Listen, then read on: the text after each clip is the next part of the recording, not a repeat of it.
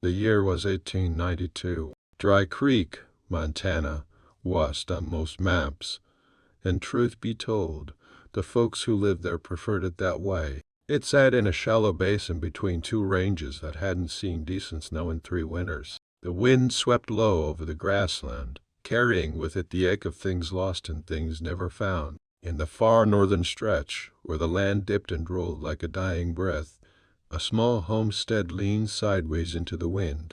The barn door hung open, one hinge gone, creaking soft and regular like an old prayer. Fence posts leaned too, their wire rusted and slack. The house itself gray boxy, and to quiet stood half shadowed by a barren cottonwood. No smoke rose from the chimney, and Nora knelt in the hard-packed earth just beyond the porch. She was pulling weeds, though the garden had long since turned to dust and memory. Her fingers were raw and bleeding in spots, nails rimmed and black. The knees of her dress were stiff with dirt, but she didn't stop. Keldon, because if her hands stayed still, the ache would climb higher in her chest, and then the sobbing might come, and she had sworn to herself not to do that again. Not today. The sun burned low. The heat pressed down without mercy, but she worked like she didn't feel it. Her boy Samuel had once called this the scratching hour when the light went gold and the bugs got mean. He used to run through the tall grass barefoot, hollering about monsters and cowboys. That was before. Now the house was quiet, too quiet. No laughter, no slamming doors,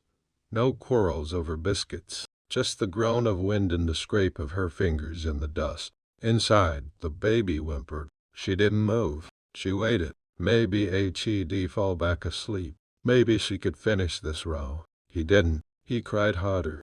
She felt her shoulders tighten and sag. Her hands dropped to her lap. She stayed like that for a while, unmoving. Behind her, the sound of hooves, slow, deliberate, broke through the evening hum. She turned her head slightly, not fully looking. Her throat dried as she counted the beats. Not a wagon, a single rider. And Nora rose, slow and stiff. The baby still cried. When she saw him, she didn't recognize him, though something in her stomach shifted like she should have. He was tall and lean, wearing trail dust and a coat too heavy for this heat. His face was burned into hard lines, jaw set, eyes shadowed by the brim of a worn hat. He didn't speak, just stepped down from his horse like he was in a hurry. And Nora's older children, Clara and Tobias, had been playing by the trough. They froze when they saw him. Clara grabbed her brother's hand. They bolted toward the house. The man didn't react, just watched them run. Then he did something strange. He walked over to the patch of dirt where she'd been weeding, lowered himself to the ground, and sat cross-legged in the dust like he'd come for no more than a visit. "It's okay," he said, voice low, rasped with miles. "He'll wait." She stared at him, heart hammering like a war drum. Dust clung to her throat. She didn't speak. He didn't press, just sat there, silent, steady. The baby's crying softened. The wind didn't. Nothing moved but the dust curling around his boots and her own trembling hands. She didn't ask his name. Not then. Instead, she went inside. The door clicked shut behind her, and the silence swallowed him whole. The cabin was dark and hot. The baby, Mercy, was red-faced and damp, her little fists curled tight. And Nora lifted her, cradled her to her chest, and walked in slow circles, back and forth, one foot dragging just slightly from an old break that had never set right. She sang something low under her breath, half lullaby, half hymn, but her voice cracked before the second verse. Clara and Tobias were crouched by the hearth, eyes big and wet. "Who is he?" Clara asked. "I don't know," Nora said. "Is he gonna hurt us?" Tobias whispered. "No." She said it fast. Too fast. "No. HES just passing through." She didn't believe it, not fully. But she needed them too. When the baby finally slept, and Nora laid her down and stepped out again, the man was still there. Same place. He hadn't moved. His hat's up beside him now, his hair flattened and sweat damp. There was a canteen at his side and a length of jerky in one hand, untouched. The sun was near gone. Shadows stretched across the land like tired arms. And Nora walked to the edge of the porch and folded her arms. You aim to buy something? She asked. No. No. You aim to steal something? No. Then what in God's name are you doing on my land? He looked up at her then, not defensive, just calm, like he knew what the world could do to a person and wouldn't fault her for being sharp. I heard there was a woman out here with 3 young you, and no husband, he said. I thought maybe you could use a hand.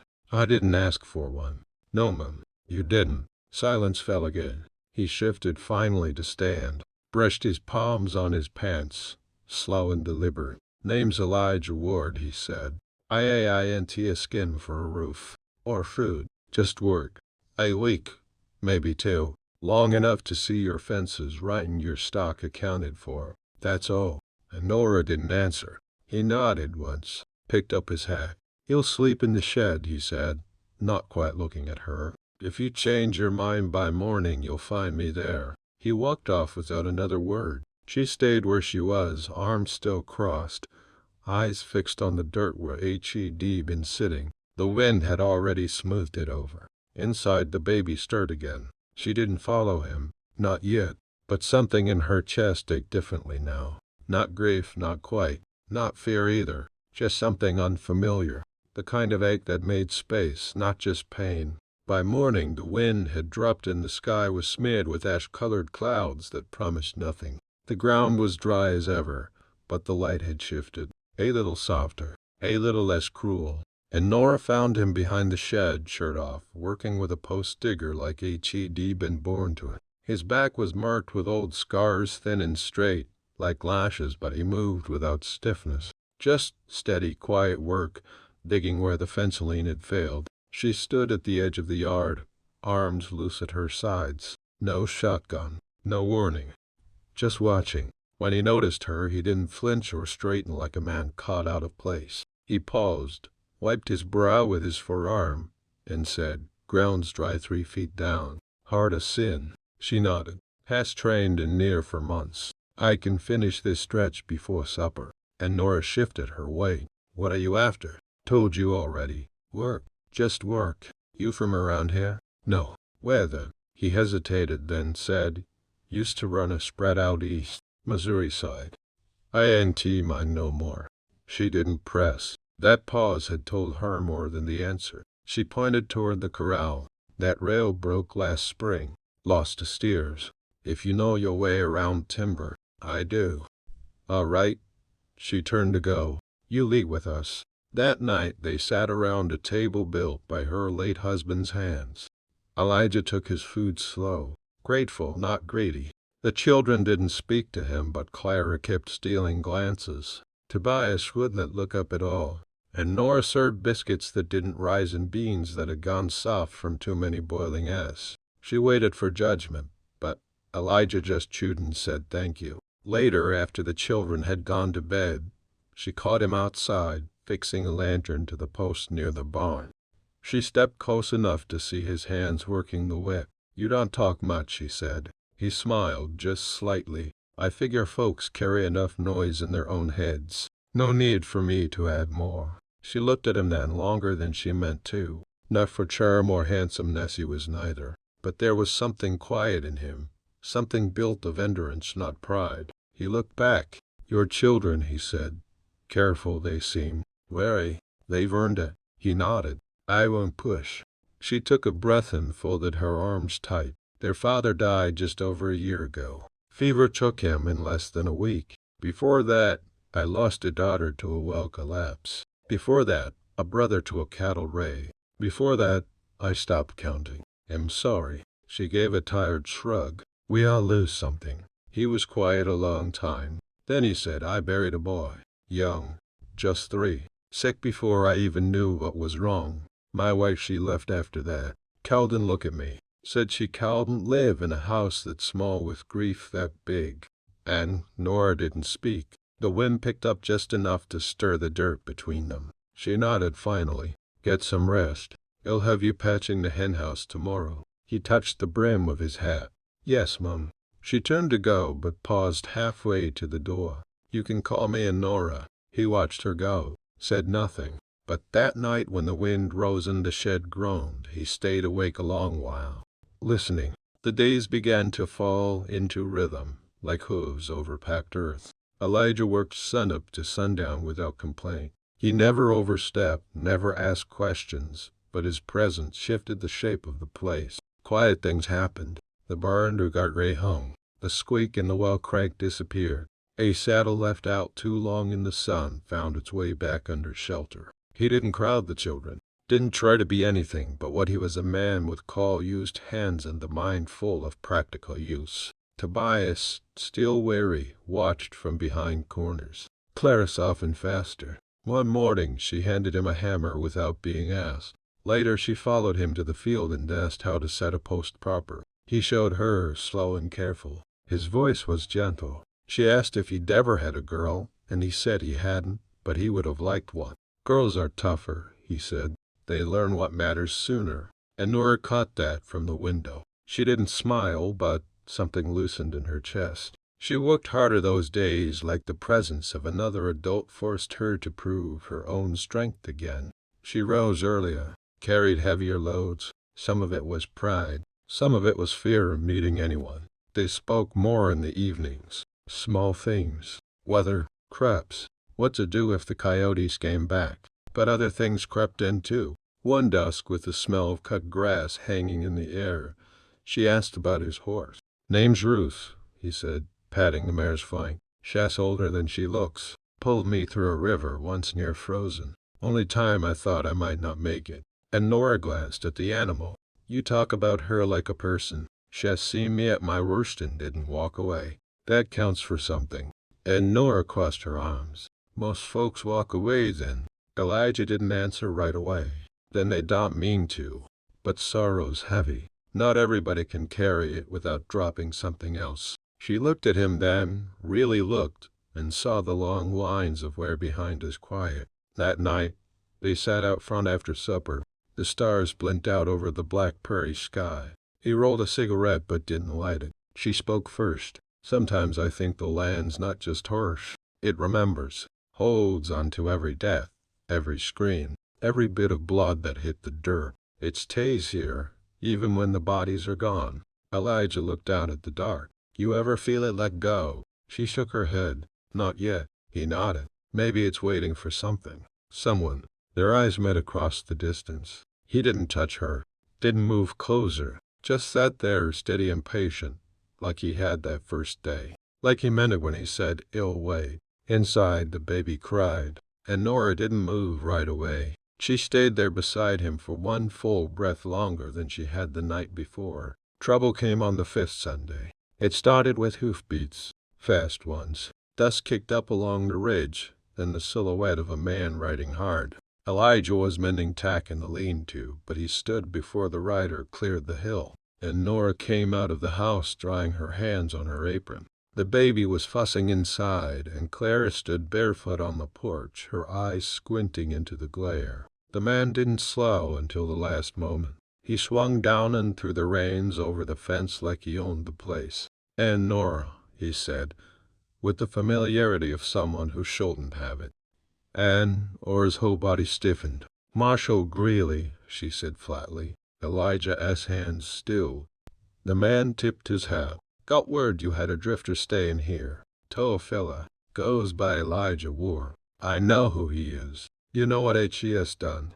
Elijah stepped forward then, quiet but firm. "I've done nothing worth your ride, Marshal." The lawman scoffed. "You left a homestead in ruins outside Rollins. Neighbors said they found your wife's things still there. Food gone, stock dead, like you just vanished. I left what wasn't mine anymore." And Nora's voice cut in sharp. "H.E.S. helped more here into weeks than some men do in a lifetime. That worth something?" Marshall turned to her. "Don't get soft. You've got children to protect."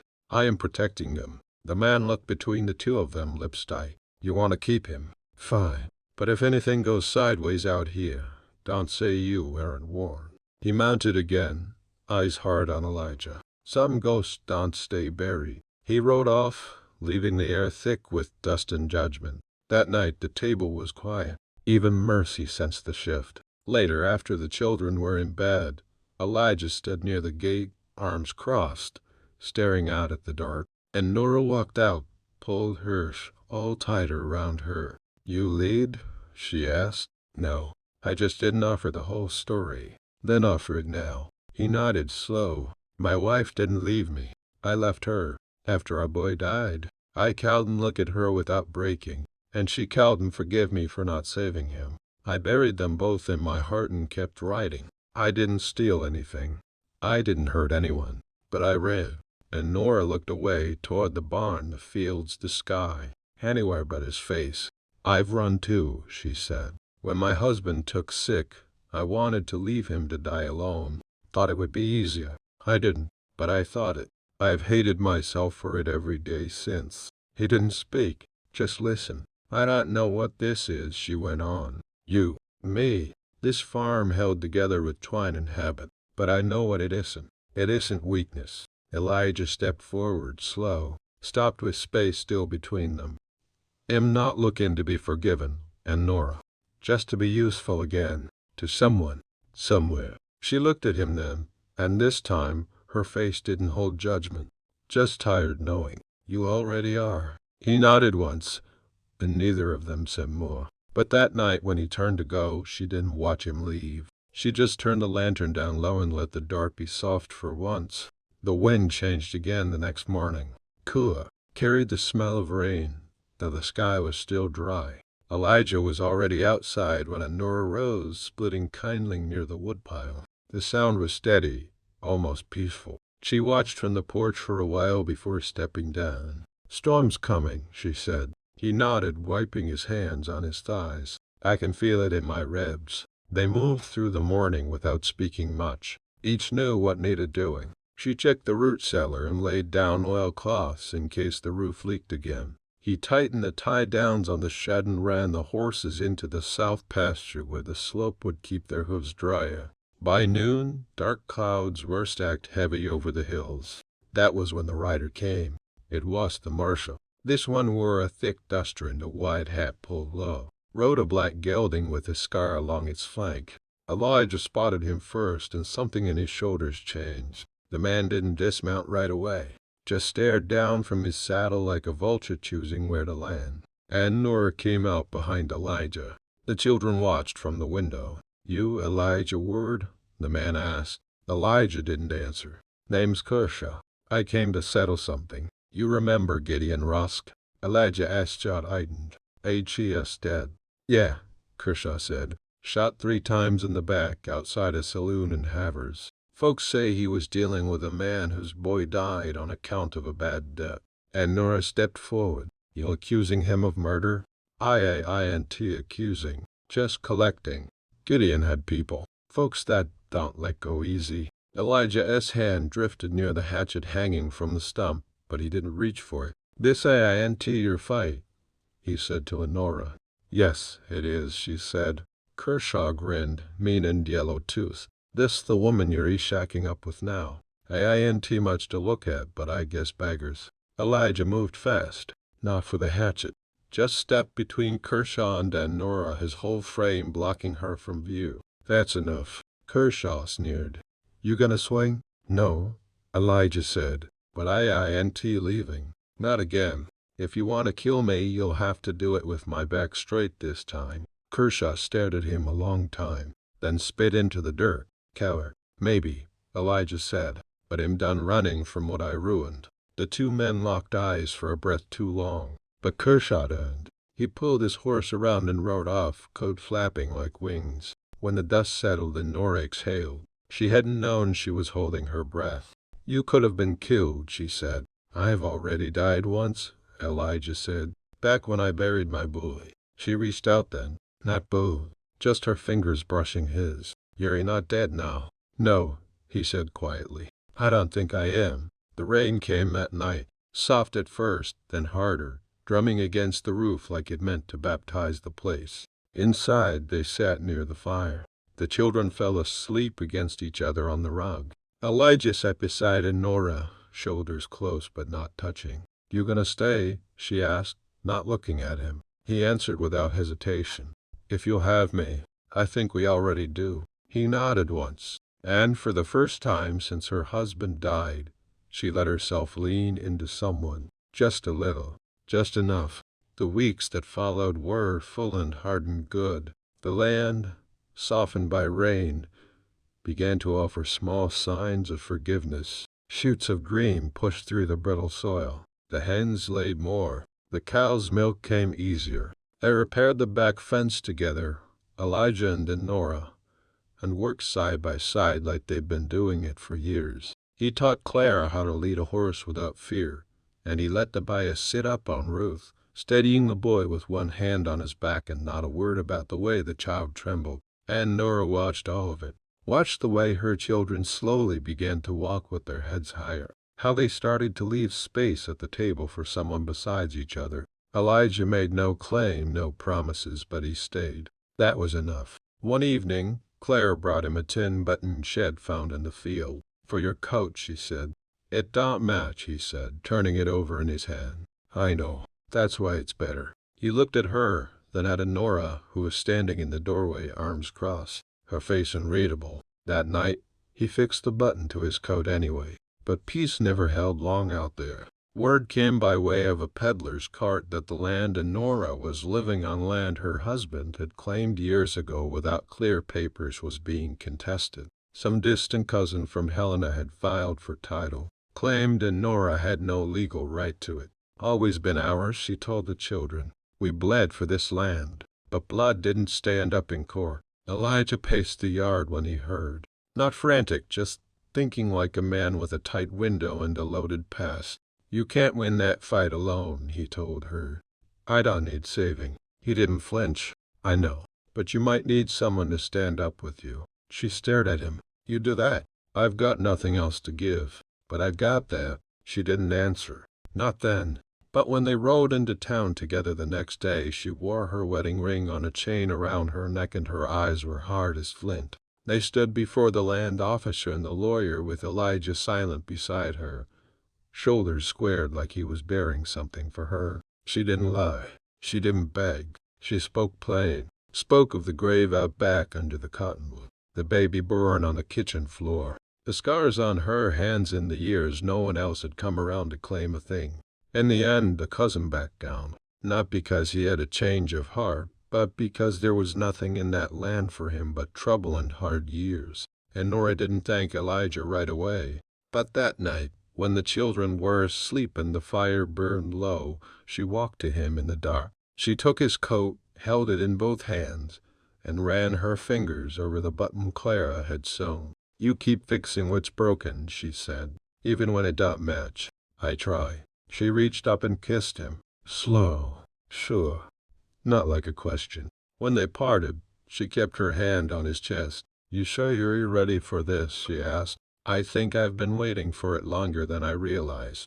The wind outside was soft that night. The prairie stretched out still and wide and quiet. Inside, the house didn't feel empty anymore. By the time winter came, they had built something that looked and felt like a life. Not perfect, not without its quiet takes, but whole in its own way. The barn was repaired. The corral held. The chimney no longer smoked crook.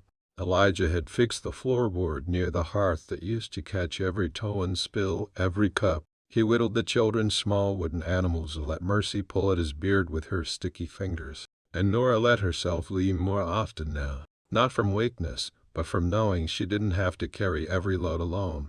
They weren't loud with affection. They didn't say much about the way his hand found hers beneath the table, or how she waited each night to hear his boots at the door, but the signs were there. He built a cradle for Mercy's next sleep, carved the legs with care. He planted a row of cottonwoods near the back fence, so they'll have shade in 10 years, he said. She cooked more, laughed once or twice. One night, after the children were in bed and the fire had burned low, Elijah sat at the table turning something over in his hand. It was a ring. Simple, dull, gold. And Nora saw it, didn't say a word, just waited. He looked up. "I ain't got much to offer," he said. "Not the right way. No preacher, no new house, no promises beyond the sun rising and me showing up again." She didn't look away. "But I love you, not with fire and thunder, just steady, the way fence both hold in a storm." Her throat tightened, but she spoke plain. "That's what I want. Someone who stays when it all goes wrong." He stood, came to her, and offered the ring without flair. She took it, slipped it on. Nothing grand happened.